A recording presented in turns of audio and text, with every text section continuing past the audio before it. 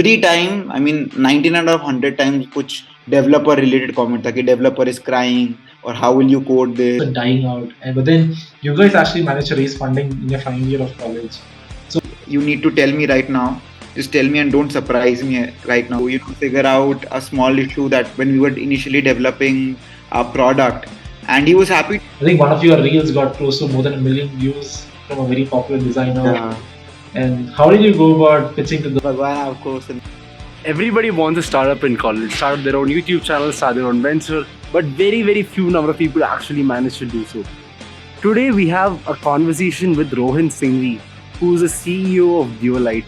So Rohan is a batchmate of mine from BITS Goa. He actually dropped out of his placements and he started his own venture. They have raised a small round of funding as well. So let's try to understand what exactly they're building and how they're going about building it and how they've gotten to such a reach that they have in social media and how they've upped their game. So if you learned something new from this podcast, so make sure to subscribe to the channel and at the same time make sure to comment down what exactly you've learned so that other people learn from you as well. I'll see you guys. Bye bye. So hey guys, we have a very very good friend of mine from Rohan. Rohan is one of my really close friends from BITS Goa. And ever since like the final year of college, I've seen him hustling, trying to build out this startup called Dualite. And I've always wondered like how does he go about building it? Do you want to give a quick intro of Dualite? What do you guys do? Sure. Thank you first of all for having me, Hariharan. Hey everyone, this is Rohan here, the co-founder and CEO of Dualite. Through Dualite, we're reducing 20 hours of UI development into 2 minutes with a single click solution that converts complex UI designs and animations into quality code, which further gets personalized based on the personal developer's code stack or the team's code base. We've been disrupting front end for a while now. We've closed agreements, like Hariharan said, with multiple companies, including the likes of Blue Learn and Stratzy. And the journey has really been interesting. We've iterated back and forth on our product. We've learned so much, and we've also been able to raise pre-seed funding from PIEDS, which really helped us build our product and scale the team as well. So it's been great and really looking forward to communicate further. Yeah, no. It's really cool. Like, I mean, generally what many people from BITS do is they just go down the traditional route. I mean, they just work really hard in third year, fourth year, get a job, do DSA, then try to switch companies, go to Bangalore. And but then what Rohan did differently was he tried starting up, especially uh, being in bits. I think it's kind of cool. Like you get your own practice school, you get try most people get a PPO after that, moving and Rohan did skip placements. So how's the deferred policy in bits like? I mean, what is the placement deferred I policy? think its community in general is really helpful. Be it the alumni who are constantly helping out. I still remember there was this issue, a critical issue in our plugin few weeks back, and I just messaged a senior tech guy that hey, this has come up. Can you help me on this? And he's like, let's get on a call right now. I'm free for 20 minutes. I can't mention his name, but then he connected me on call on Google Meet for 20 minutes, and then he actually resolved the bug and we got the plugin resumed again. So that is just one example of many. And talking about the BITS administrative policy of deferred placement, I think it has been really helpful for me in, especially in convincing my parents that hey, deferred placement is there. We have a backup net that we can take up to. And yeah, the administrative staff has been really well as well. They just you have to mail you have to mail them, and then they have some details that they require, and it's done. It's very simple, and they're really supportive in that regards as well. Hmm.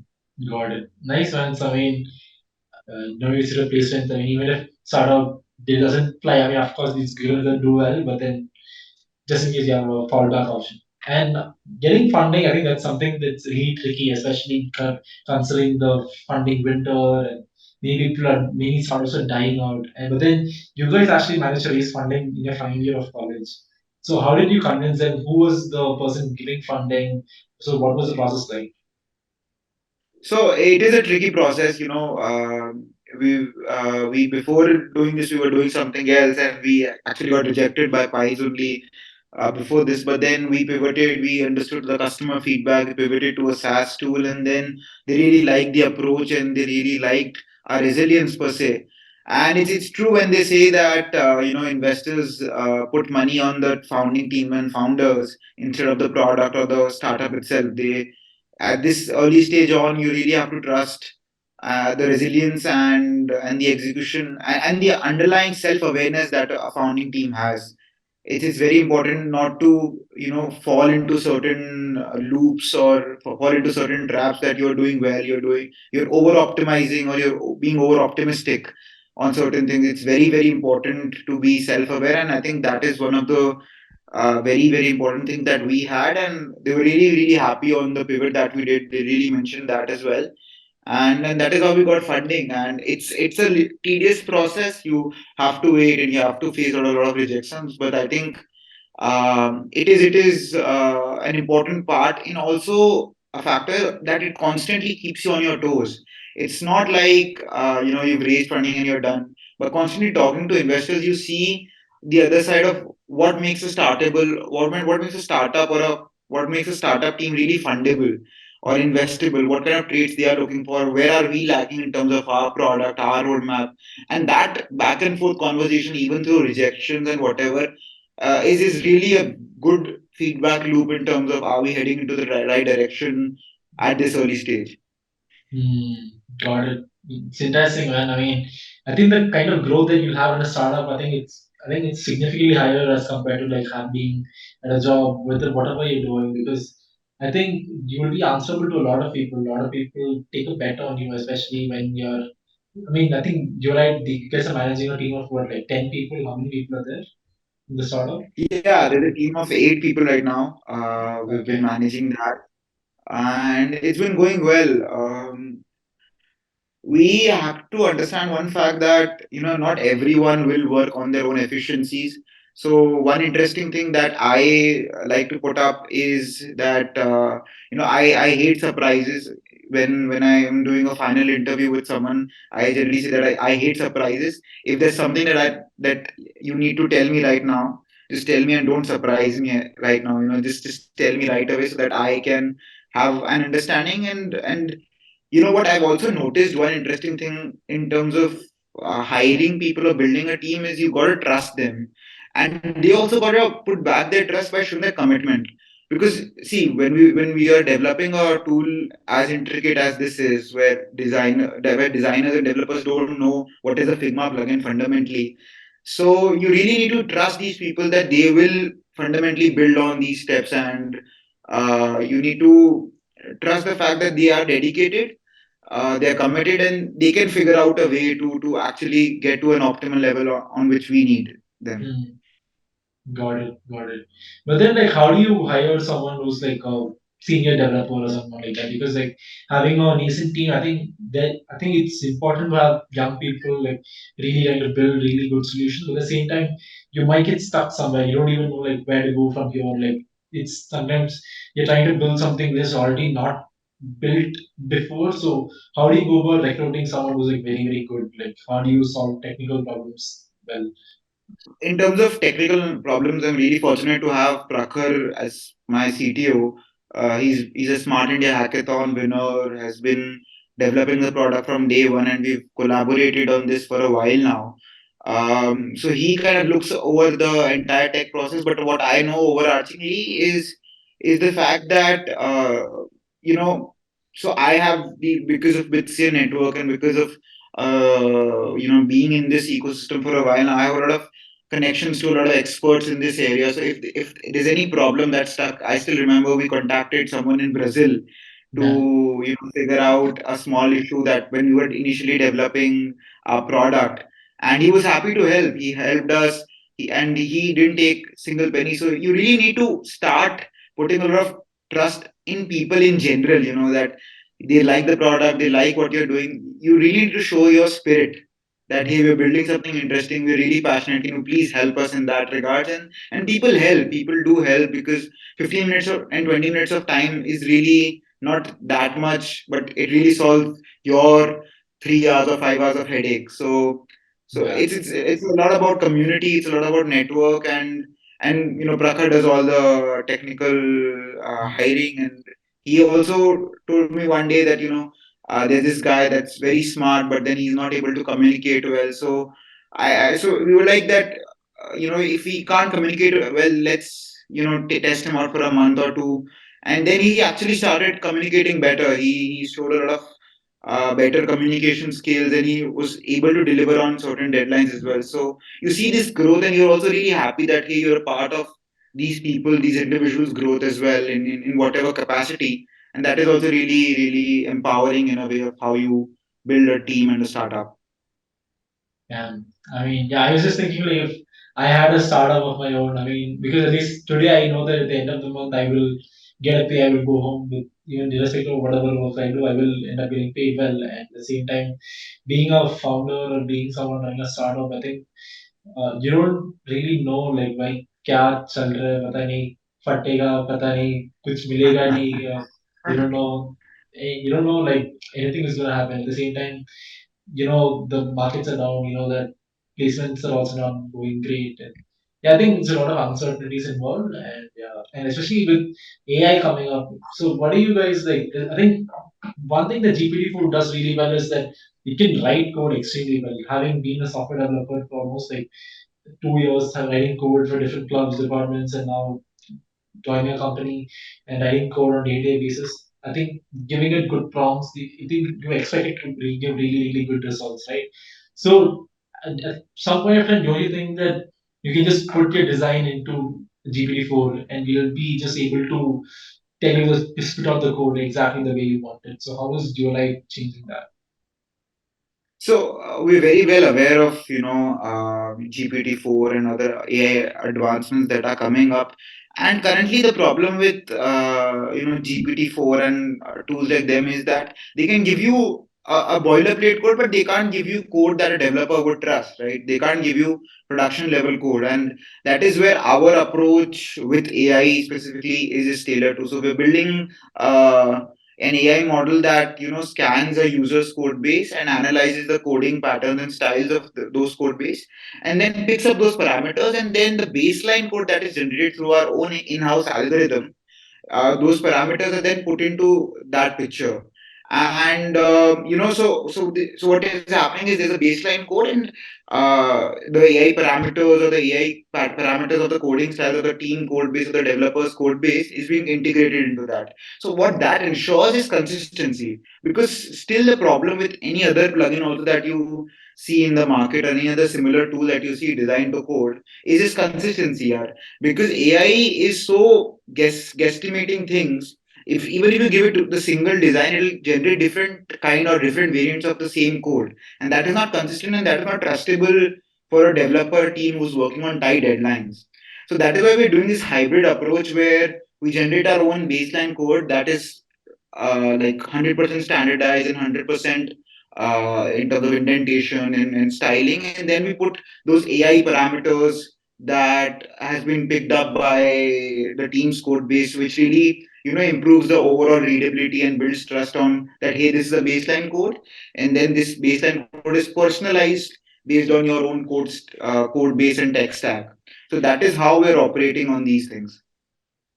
But at the same time, like when you say that people say I have a code base and then you're trying to build some put some code into it.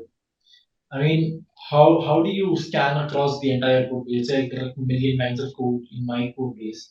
And you're trying to like build it's a design that you want to plug into it. So what are the steps that goes behind which goes into like converting making your design compatible with my code base?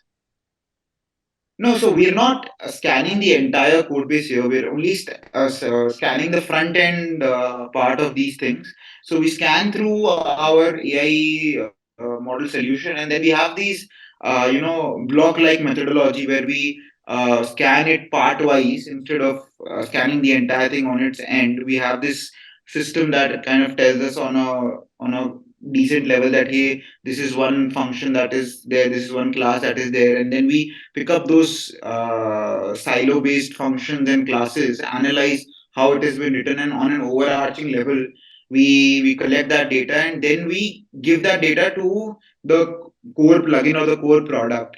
and then those parameters are put into the baseline code. So it's not scanning the entire repository; it's scanning file by file, and it's also a one-time thing. You can say, because uh, generally if a code is if an in an enterprise team, the code documentation is taken very very strictly, right? You can't do anything silly in a when you are pushing an update or pushing into a repo. So that is a one-time thing that needs to be done, and once that code is adapted to a particular documentation or to a particular style, then it's only a matter of doing it frequently, doing those conversions frequently, and taking that code base and integrating it with the current team code base.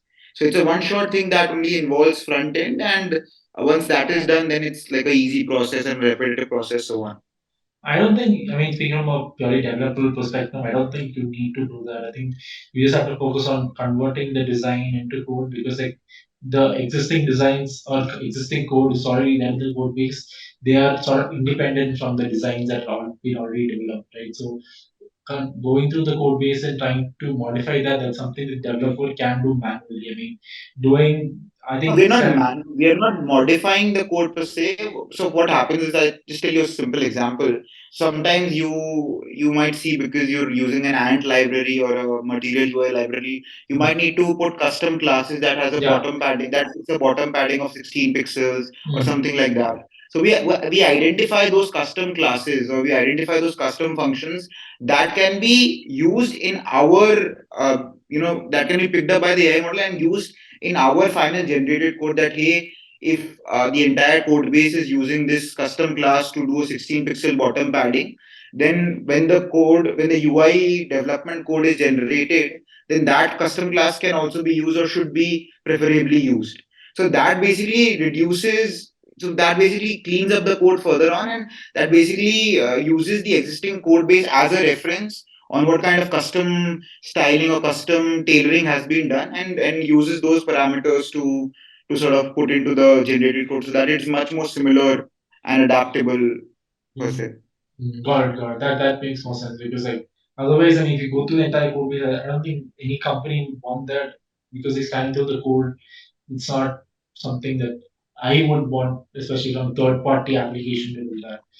And Mm-hmm. yeah, but at the same time, yeah, makes sense. So then, are you guys trying to target individuals who are like students or someone like that who are trying to use something like Figma or something, or are you trying to like go B2B? Like, I think you guys have tied up with other really cool startups like Bluelearn and Strategy. And so, can you talk about that, like how you go about expanding Dualite and how you go going about talking to other businesses, how you integrating your product? So currently, what we're doing is that we've had around 4 paying clients as of now. Who we're charging for premium support. So we know sometimes that our plugin does not perform as it should, and our core USP of converting entire user flows and converting entire Figma-based animations may not perform at certain levels or at certain exceptions. So we're giving them premium support, and we're charging them per month per seat around $35-40 for that. So we have 4 paying customers. One is a marketing agency, the other two are other two startups, and the third is Nudge, which is a user engagement retention platform that is using our product to create UI UX animations. And the fact that I talked about Blue Learn and Strategy, so we've been able to close LOI, which is letter of intent with them, which basically states that hey, we like the product, we require certain features, and we require certain amendments that needs to be done. And once those are done, we are happy to commercialize and build on it further on. So that is how those arrangements have been done with Blue Learn and Strategy and other companies as well, including the likes of a Singapore-based company called AWMPL, Matilio, Grover, Coding for All. We've had these agreements with those kind of companies as well. So that we are also much more focused on sales, and we're not just building on product only. Hmm.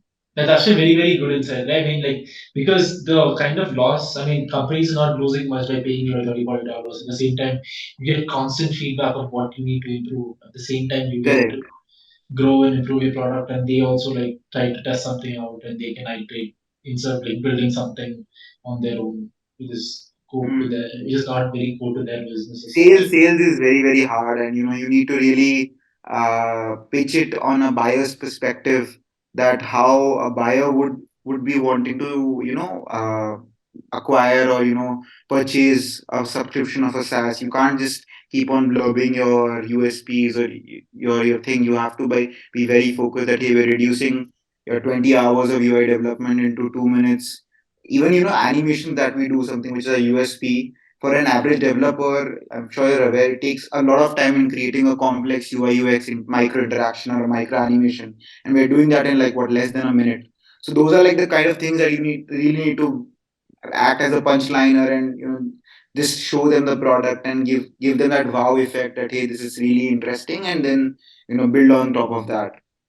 Hmm. Got it, got it. That's interesting. I mean, that's definitely something that everybody would be happy to use because like it sort of anything which affects the developer and the engineers positively. I think that they'll constantly keep using it again and again. They keep going back to it. I mean, like I use a lot of AI tools writing code, especially working on my personal project, and even instead of like going to documentation, I use a lot of AI, especially at this moment. And I hope that it doesn't go away. As from an engineering point of view, you want those kind of things to happen. At the same time, if you're able to help the developer and company, I think should it should go well. And yeah, man. And I think you guys have been doing great in terms of influencer marketing and those kind of stuff. And that too for free. I mean, I think one of your reels got close to more than 1 million views from a very popular designer. Yeah. And how did you go about pitching to those people, and how did you manage to convince them कि like भाई वो थोड़ा promote कर लो कुछ फायदा हो जाए भगवान Yes. आपके भगवान आपको संतुष्टि देगा. uh, But no, I think when we launched our product as properly on 23rd or 24th of August, and usse pehle hi, we've been trying to contact these interesting people. We made a list, and the product launch kiya. So what we're doing it ki, all these design influencers or AI based influencers, they're creating this Figma tutorial of any kind of interactive prototyping, and उनके comments में every time, I mean 99 out of 100 times कुछ developer related comment था कि developer is crying, or how will you code this, of how to code this on a frequent level or a quick basis. And usme we started like pushing out our plugin crazily, not just me, Prakhar as well. We were like, hey John, or hey Hariharan, you don't need to worry, you don't need to cry, you can use Dualite, and this is our link in bio, whatever it is. So whenever we were trying to approach a UI UX influencer, like cold DMing them, we did this activity for the last 5 6 reels first, so that they got a bit of awareness on what is happening, and what is this product around. So they got a bit of awareness, and we did this for around 200 odd influencers. We were constantly talking to random people, and constantly. So there was even this one guy who like sarcastically wrote that, "Hey, we know your name. Thank you so much," or something like that. So we're literally irritating them to the very depths. And then finally we cracked. We talked to a guy called Nick Kutensko, who's a Ukrainian-based Figma and design influencer with over 100K plus views, 100K plus followers. And he really liked the product. He'd seen it in his comments, obviously, and so he made one reel for us. And that reel also did so well that he then created one more reel, which was a standard Figma tutorial reel, that hey, you want to create this interesting Figma toggle. This is how you do it, and then to convert this to code, this is how you use Dualite.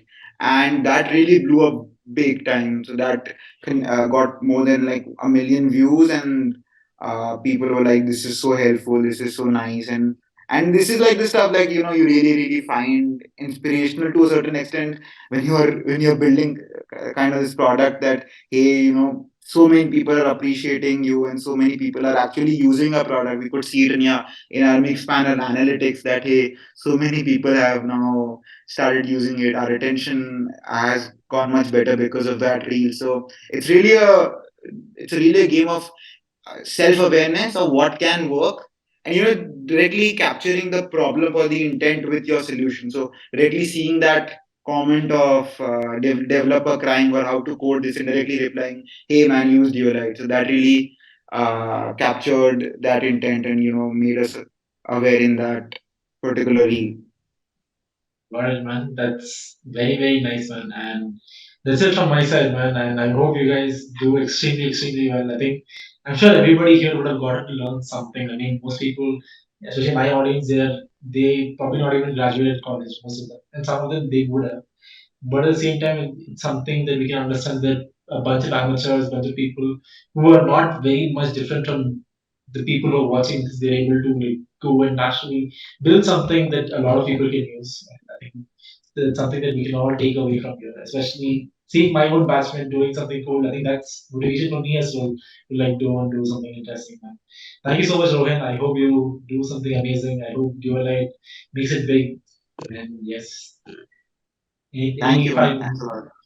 any final words for anything you would want to tell the viewers, like maybe if some way they can get benefited from your product, or maybe they can join your company, or what do you want the viewers to Yeah, know? so we are recently starting off with this interesting Dualite Insider program, which is fundamentally aimed for developers, designers, startup enthusiasts to learn relevant skills, to learn Figma, how to use generally Figma plugins, and also get an inside look of how Dualite works, including one-on-one communication with founders, and making them understand what is analytics, how to understand analytics. So we're going to host a lot of sessions where we'll also make you build a lot of cool projects, including an AI-based Figma plugin.